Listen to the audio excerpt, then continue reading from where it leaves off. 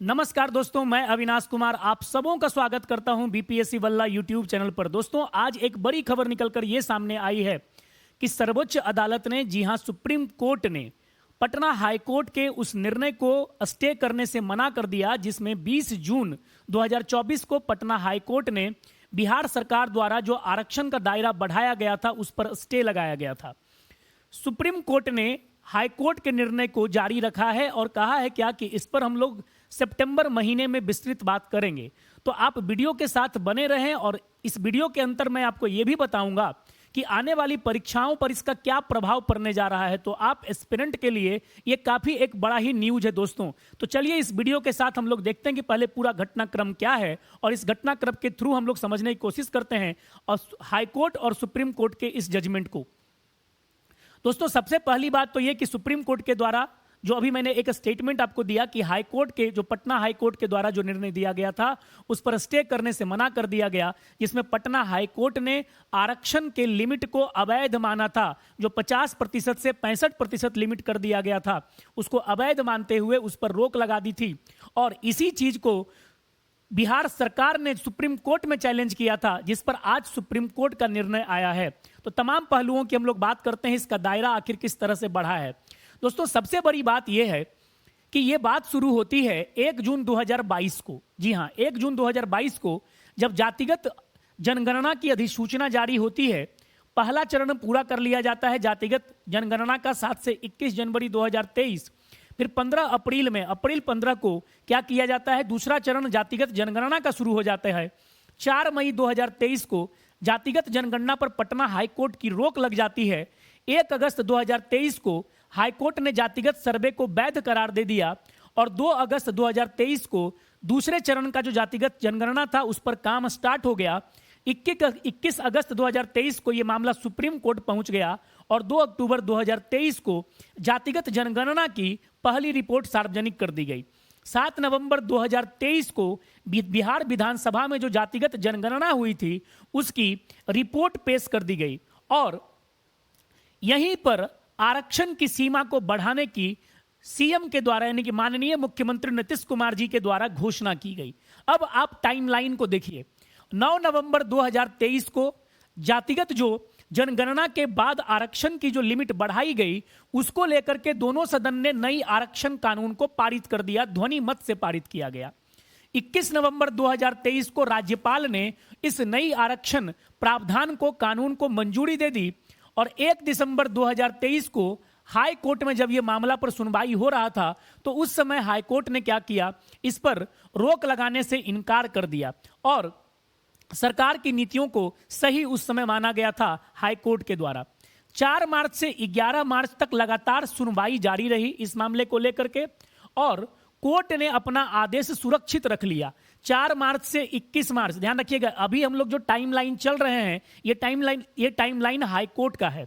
तो 4 मार्च से 11 मार्च तक लगातार सुनवाई हुई। उस सुनवाई के बाद कोर्ट ने अपना आदेश को सुरक्षित रख लिया और 20 जून 2024 को, ये ध्यान रखिएगा, 20 जून 2024 को हाईकोर्ट का जजमेंट आता है और हाईकोर्ट ने सरकार को झटका दे दिया और मुख्य न्यायाधीश की खंडपीठ ने आरक्षण कानून को इनवैलिड कर दिया, यानी कि निरस्त करार दे दिया। ये टर्म ध्यान में रखिएगा।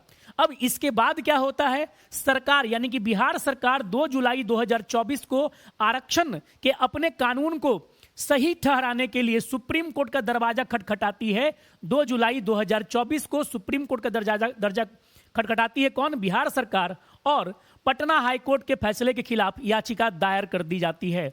और आज यानी कि 29 जुलाई 2024 को माननीय सर्वोच्च अदालत ने पटना हाईकोर्ट के निर्णय को स्टे करने से मना कर दिया।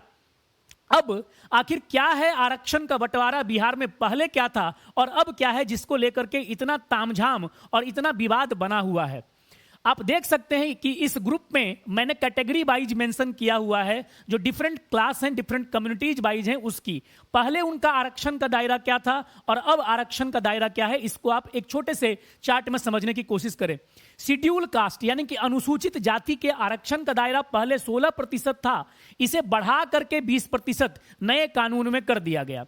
शेड्यूल ट्राइब्स यानी कि अनुसूचित जनजाति का जो आरक्षण का दायरा पहले 1% था, उसे बढ़ा करके नए कानून में 2% कर दिया गया। बैकवर्ड क्लासेस के आरक्षण का दायरा जो पहले 15% हुआ करता था पिछड़ा वर्ग का, वह बढ़ा करके अब 18% कर दिया गया।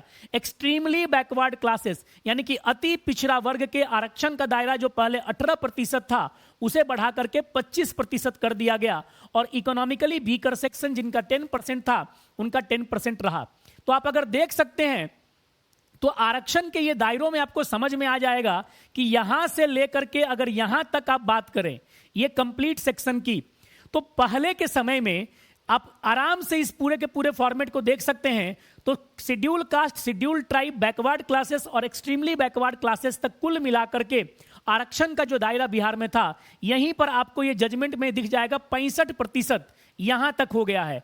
और अगर ईडब्ल्यूएस आरक्षण को इसमें मिला देते हैं तो 75%, यानी ये जो 65% आरक्षण का जो दायरा किया गया था, 50% जो पहले की सीमा थी उसे बढ़ा करके उसे पटना हाईकोर्ट ने पहले तो 20 जून 2024 को स्टे किया, और अब सुप्रीम कोर्ट ने उस डिसीजन पर, हाईकोर्ट के द्वारा दिए गए डिसीजन पर रोक लगाने से मना कर दिया।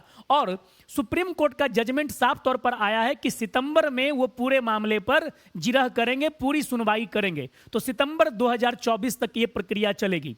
अगर इन दिनों के भीतर यानी कि अगस्त के भीतर सितंबर तक में कोई नई बहाली आती है, जो खास करके बीपीएससी, बीपीएससी टीआरई, बिहार में सचिवालय, बिहार में दरोगा की तैयारी करने वाले बच्चे एकदम ध्यान से इस बात को सुने। अगर इस बीच में बिहार सरकार की कोई भी वैकेंसी आती है तो उस वैकेंसी में आरक्षण का जो दायरा है, वो दायरा पहले वाले 65% का जो दायरा किया गया था नए आरक्षण कानून को लेकर के, उसे फॉलो नहीं किया जाएगा, बल्कि 50% जो पहले वाला दायरा है उसी को फॉलो किया जाएगा।